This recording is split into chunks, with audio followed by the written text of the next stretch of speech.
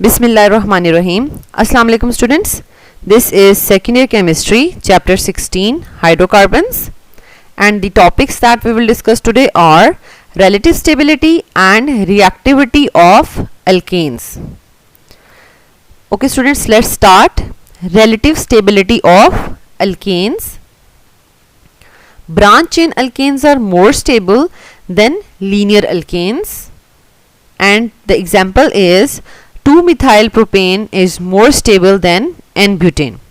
अब स्टूडेंट्स यहाँ पर ये बताया जा रहा है कि branch chain alkanes more stable हैं एंड लीनियर चेन अल्केन्स जो हैं वो लेस स्टेबल हैं.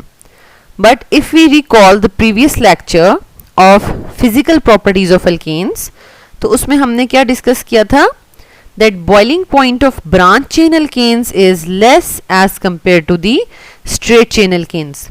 यहाँ पर हमारे पास आइसोब्यूटेन का बॉइलिंग पॉइंट -10 डिग्री सेंटीग्रेड है और एन ब्यूटेन का हमारे पास बॉइलिंग पॉइंट 55 डिग्री सेंटीग्रेड है. इट मीन्स यहाँ पर ब्रांच जो चेन अल्केन्स हैं वो उनका बॉइलिंग पॉइंट लेस और मोर स्टेबल होंगे, और लीनियर जो हैं उनका बॉइलिंग पॉइंट बहुत ज़्यादा है लेकिन वो जो है वो हमारे पास लेस स्टेबल होंगे. ठीक है, let's see the reason.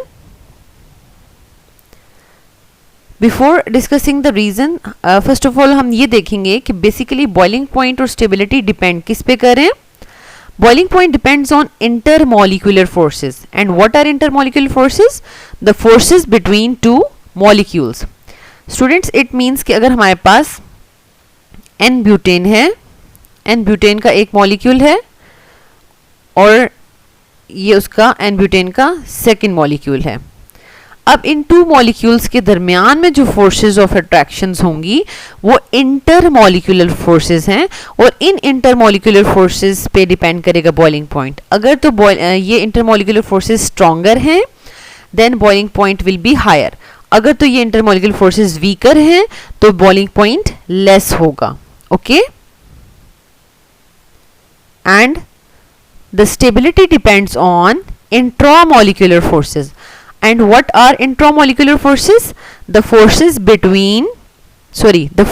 within the atoms of the molecules.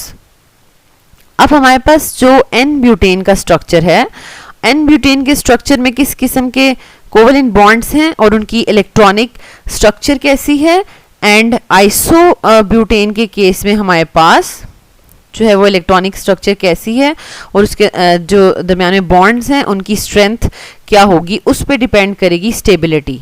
Okay students, basically stability within the molecule जो फोर्सेस हैं उन पे डिपेंड करेगी.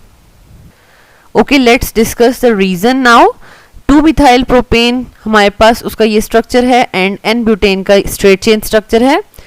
And if we see the heats of formations of both these, तो वो हमारे पास -134.2 kilo joule is for 2-मिथाइल propane and -125.6 kilo joule is for N-ब्यूटेन. It means stability जो है वो हीट्स ऑफ फॉर्मेशन पर डिपेंड कर रही है, और ये वैल्यू हमें क्या बता रही है? नेगेटिव साइन मीन्स कि ये एनर्जी रिलीज होगी during the formation of this isobutane. Isobutane बनने के दौरान, फॉर्म होने के दौरान बहुत ज़्यादा एनर्जी रिलीज होगी, और आइसोब्यूटेन जो है वो बहुत ज़्यादा लोअर एनर्जी स्टेट पर आ जाएगा. एंड एन ब्यूटेन की फॉर्मेशन के दौरान हमारे पास लेस एनर्जी रिलीज होती है और वो थोड़ा सा हायर एनर्जी स्टेट पर होगा. ओके, एंड अगर तो स्टेबिलिटी हीट्स ऑफ फॉर्मेशन पे डिपेंड कर रही है, then we can also say like this, branch alkane hydrocarbons are thermodynamically more stable than straight chain linear alkanes. Okay, thermodynamic stability हम इसको कह सकते हैं. And thermodynamic stability means a system is in its lower energy state. Let's see कि इसको हम graphically कैसे represent कर सकते हैं. कि अगर तो कोई भी हमारे पास रिएक्टेंट्स हैं, उन रिएक्टेंट्स से हम आइसोब्यूटेन बना रहे हैं, देन हमारे पास 34 kilo joules, 34.2 kilo joules energy जो है वो रिलीज होगी, और हमारे पास यहाँ पर आइसोब्यूटेन जो है वो बन जाएगा. And it will be at the lowest energy level, ठीक है, ये हमारे पास ग्रेडियंट है एनर्जी का, ये एनर्जी बता रहे हैं, रिएक्टेंट्स हाई एनर्जी पर हैं और आइसोब्यूटेन ब्यूटेन जो है वो लो एनर्जी पर है। एंड सेम ग्राफ अगर हम एन ब्यूटेन के लिए ड्रॉ करें, अगर रिएक्टेंट्स जो हैं वो प्रोडक्ट्स में कन्वर्ट हो रहे हैं तो यहाँ पर हमारे पास लेस एनर्जी जो है वो रिलीज होगी, that is 125.6 kilo joules energy release होगी और हमारे पास एन ब्यूटेन जो है वो बन जाएगा and it is at higher energy level than isobutane. Isobutane जो है वो लोअर एनर्जी स्टेट पर है। Okay students, now let's discuss the reason कि ब्रांच चेन जो है वो क्यों ज़्यादा स्टेबल हैं। Branching means that the electronic structure is simply more compact and this decreases molecular surface area per atom and have more steric hindrance for attack and so leads to a lowering of energy and increase in stability. Basically this is the proper answer of the question कि why branch chain alkanes are more stable। तो यहाँ पर देखिए हमारे पास जो electronic structure है तो वो मोर कॉम्पैक्ट हो जाता है, ठीक है, as compare to linear ones जब हमारे पास ब्रांच फॉर्म में आएगा। एंड इलेक्ट्रॉनिक स्ट्रक्चर हमारे पास क्या होता है, the electrons, outer most electrons that are involved in bonding. Okay students, you can see clearly here कि यहाँ पर हमारे पास इलेक्ट्रॉनिक स्ट्रक्चर मोर कॉम्पैक्ट हो गया है as compare to this linear once.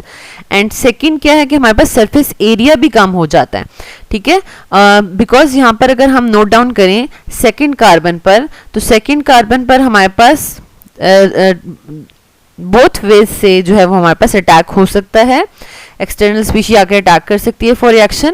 But यहाँ पर आप नोट कर सकते हैं कि there is a methyl group on 3 sides, तो यहाँ से स्टेरिक हिंड्रेंस क्रिएट हो रही है और कार्बन नंबर 2 पे अटैक नहीं हो सकता और यहाँ से अटैक होगा, ठीक है। तो एक तो सरफेस एरिया कम हो गया है, मोर कॉम्पैक्ट स्ट्रक्चर बन गया है इलेक्ट्रॉनिक स्ट्रक्चर, और स्टेरिक हिंड्रेंस क्रिएट हो रही है ब्रांचिंग की वजह से। All these 3 reasons lead to the more stability of branched chain alkanes. So due to all these reasons energy जो है वो मॉलिक्यूल की लो हो जाती है और जितना ज़्यादा लोअर एनर्जी पर मॉलिक्यूल होगा उसकी स्टेबिलिटी उतनी ही ज़्यादा होगी और वो बहुत ज़्यादा जल्दी रिएक्ट भी नहीं करेगा। जो स्टेबल होगा वो उसकी रिएक्टिविटी भी लेस होगी।